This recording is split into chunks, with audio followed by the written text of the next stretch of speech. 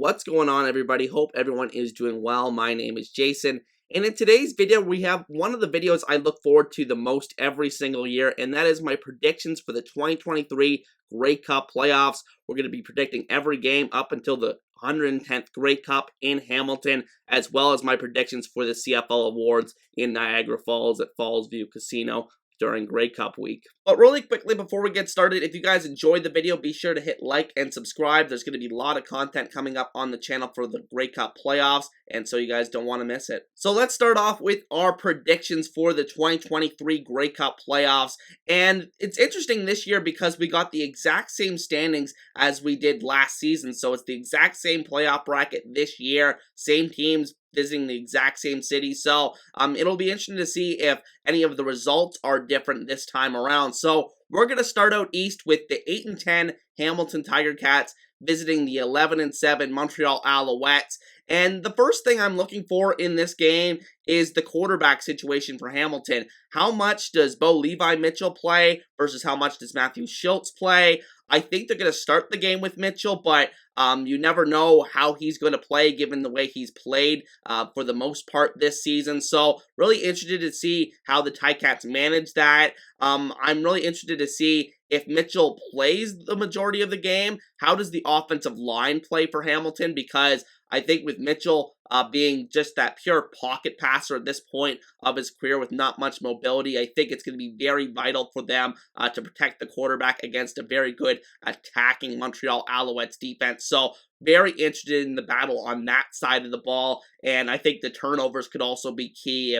If Montreal can grab a couple of turnovers off of Hamilton, I think that I really like their chances to win this game. And then on the other side of the ball, I'm very interested to see how Cody Fajardo plays. In previous action in Saskatchewan in the playoffs, he didn't really rise to the occasion, so I'm really interested to see how he plays in this game. The Alouettes offense, a little inconsistent throughout the year. I believe they scored the fewest offensive touchdowns in the league this year, which is very surprising given their record. So very interested to see how the Alouettes offense plays in this game and how Jason Moss, the offensive coordinator / head coach, calls the offense in this game. And the final note I have here is the special teams I think can play a big role. A couple of really good returners, James Letcher showing a lot on the Montreal side, and then Tyreek McAllister's having a great rookie season there for the Ticats. So very interested to see how this game plays out.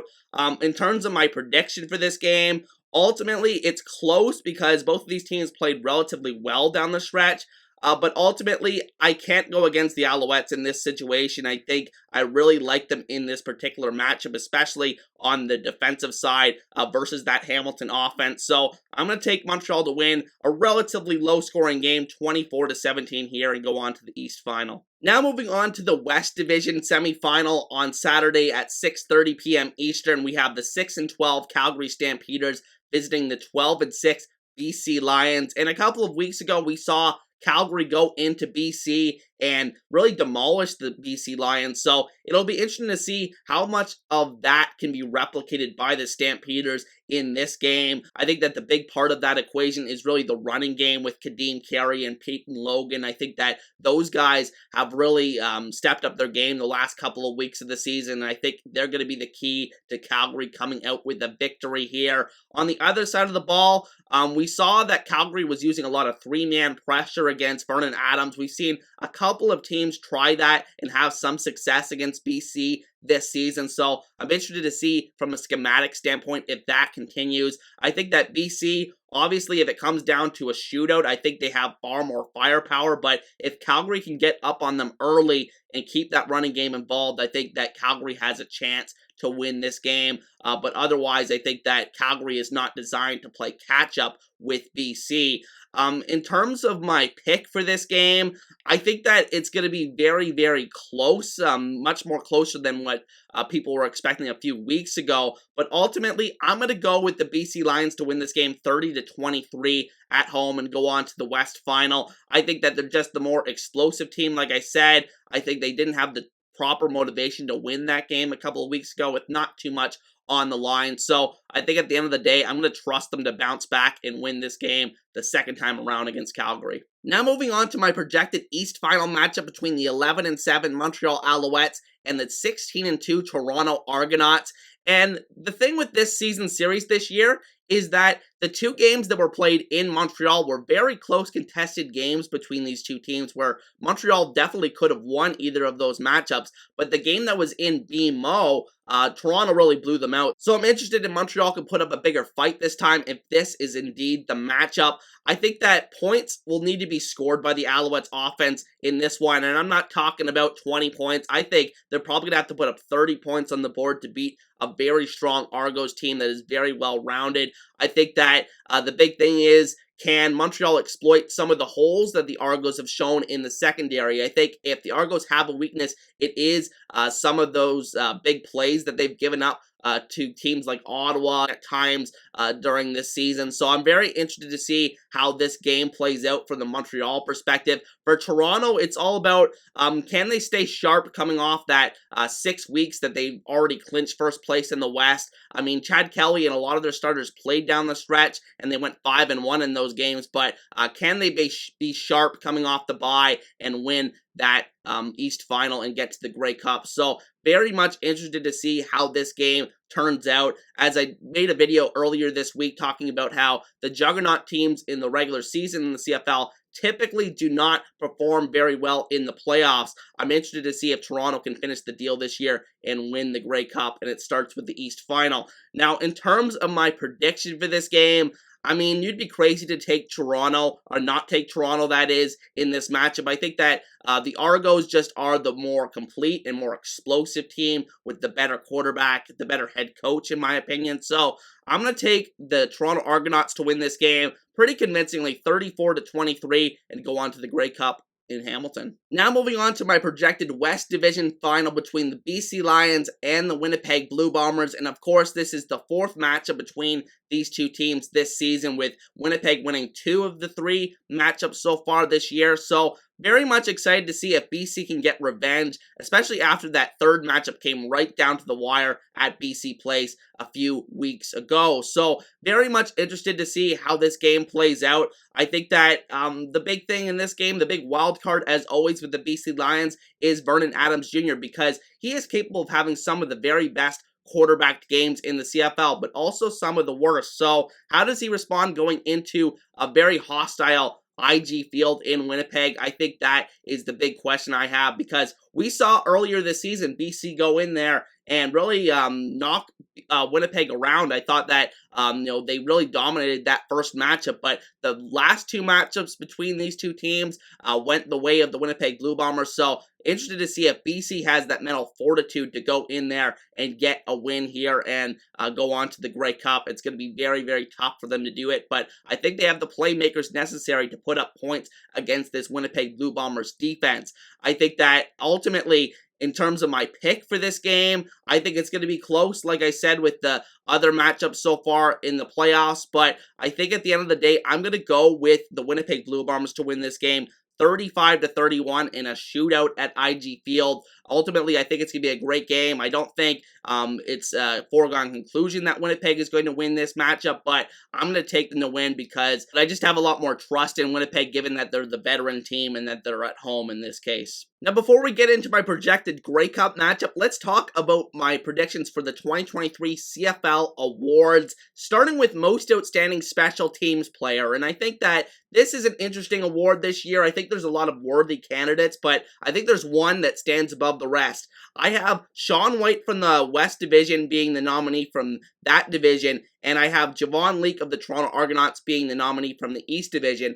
And ultimately, I think this is Javon Leake's award to lose this year. I think that he's had an incredible season for the Toronto Argonauts, really a record-setting season. I believe he had 4 or 5 punt return touchdowns this year, which is an Argos team record. So I'm going to go with Javon Leake to win Most Outstanding Special Teams Player in the CFL this season. Now, in terms of Most Outstanding Rookie, I think this is the most interesting one and most highly debated one. I think that there's not really a clear favorite right now, so it'll be interesting to see how the voters deal with this and ultimately pick a winner here. From the West Division, I have punter Adam Korsak for the Saskatchewan Roughriders as the nominee. I think he's had a really strong season, a lot of good directional punting from him this season. And then for the East Division, I have Quantez Stiggers, defensive back. A really cool story with him. I don't believe he actually played college football. I think he played in something like the fan-controlled football league or something like that. He played in before he went to the CFL, and then he really broke onto the scene and has started a lot of games at corner for the Toronto Argonauts this season. So he's been very impressive, and that's why I'm going to take Quantez Stiggers to win this award ultimately. Like I said, I think it could go a number of different ways. I think a person I didn't even name here probably could have won this award. Maybe Dustin Crum gets some love for what he did in Ottawa this year, stepping into a bad situation. But ultimately, I'm going to go with Quantez Stiggers to win this award from the Toronto Argonauts. Now moving on to the Most Outstanding Offensive Lineman Award, and I think this is very interesting this year because the guy who usually wins this award, Stanley Bryant, was not the nominee for the Winnipeg Blue Bombers this year, so I think it's anybody's guess who's going to win it this year.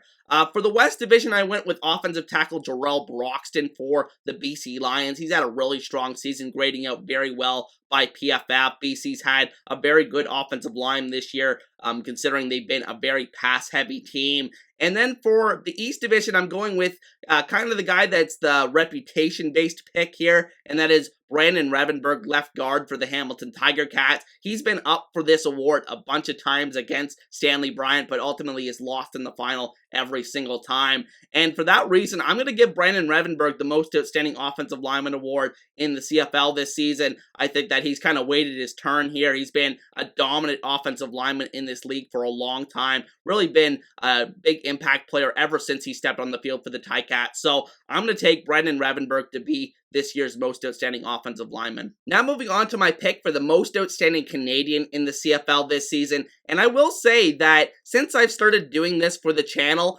there have never been more quality Canadian candidates for this award, and I think that it's just a testament to the talent level of Canadian players that are in the league right now. Unfortunately, because of the way the CFL does things, I think that the two best candidates are really in the West Division this year, and that is Matthew Betts and Brady Oliveira for the Winnipeg Blue Bombers. But unfortunately, because of the way the CFL does things, these guys will not be the final two candidates, and it will either be Betts or Oliveira being the representative for the West Division. And then out east, I'm going with Marc-Antoine Dequoy of the Montreal Alouettes to be the nominee there. I think that he's had an outstanding season for the Alouettes and been one of their leaders on the defensive side.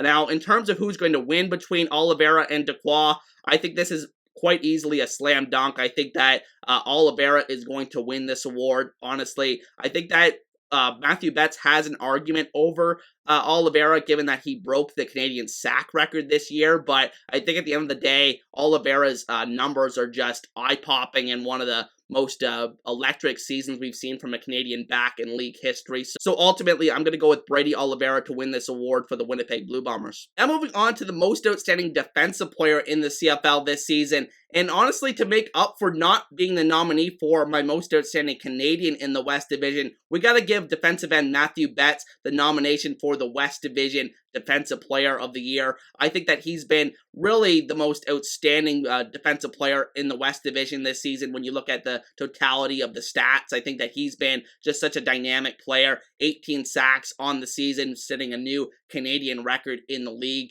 And I think that he's just been a very impactful guy for that BC Lions defense all season long. Now for the East Division, I think it's a little bit harder to pick one, but I'm going with linebacker slash defensive back Darius Pickett of the Toronto Argonauts. Just kind of a really a Swiss Army knife back there in the secondary slash linebacking core. Just a guy that can do a little bit of everything. Great tackler, can get into the box and really provide a physical presence from that regard. So I think he's been a dynamic player for the Argos all season long and has a case to win this award. But ultimately, I'm going to go with Matthew Betts to be the overall winner of Most Outstanding Defensive Player in the CFL this season. Just the history that he set with breaking that record, I think he's going to get a lot of love for doing that. So I'm going to take him to win this award. And then finally, we have the big one, Most Outstanding Player in the CFL this season, the CFL's version of the MVP, if you guys are not familiar with it.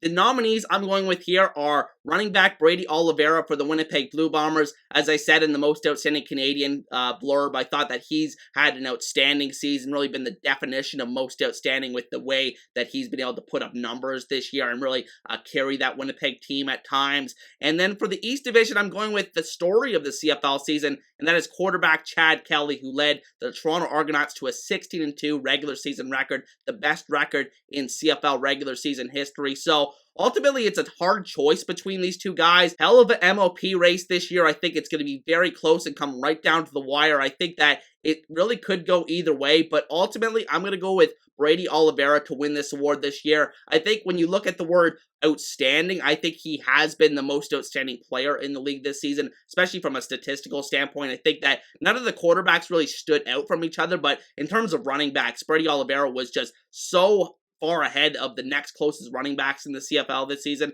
I gotta give him the most outstanding player in the CFL this season. And now closing us out with my prediction for the 110th Grey Cup at Tim Hortons Field, November 19th in Hamilton. My matchup between the Winnipeg Blue Bombers and the Toronto Argonauts, a prediction that a lot of people are having with the way that these two teams have really been the two juggernauts of the CFL season, both being 14-plus win teams, both meeting in the Grey Cup last season, so it would be a hell of a rematch here. I think one thing I'm looking forward to seeing, how does Winnipeg play against Chad Kelly, because we've never seen this Winnipeg defense in a full game against Chad Kelly since he's entered the league. I think the one matchup that they had this season, Cameron Dukes was under center, and then in the Grey Cup last year, Chad Kelly came in off the bench for an injured McLeod Bethel-Thompsons. So I'm really excited to see how that turns out and how Chad Kelly plays against that Winnipeg defense. I think it's really going to come down to if Willie Jefferson and Jackson Jeffcoat can get pressure on that Toronto Argonauts offensive line. I think that the Argos offensive line has been so good this season. I believe they've led up less than 20 sacks on the year. So I think that they have a really good chance of protecting Chad Kelly in this one and giving the Argos their best chance to win. And then for the other side of the ball, I think Winnipeg has the ability to create a lot of big plays and take advantage of those weaknesses I was talking about earlier with that Argos secondary. So I think there could be a lot of big plays in this one, and it could be relatively high scoring. And ultimately, in terms of my prediction for this game, I think Winnipeg is going to get revenge this year. I really do. I think Winnipeg is going to win this game 32-29. Last second field goal to get revenge for last year's game where they lost on a missed field goal, or a blocked field goal, that is. And I think that Winnipeg is going to capture the 110th Grey Cup and really become a true dynasty with their third Grey Cup in 5 years. But with that said, those are just my predictions for the 2023 Grey Cup playoffs. Be sure to let me know what your predictions are down below for all the games and the awards. I'm really looking forward to this year's playoffs. Even though it's the same bracket as last year, I think that we really could see some crazy things happen. I think there's probably at least one or two upsets we're going to see along the way, so can't wait to see what those are. And with that said, hope you guys have a great day and enjoy the playoffs, and I'll see you guys next time. Peace.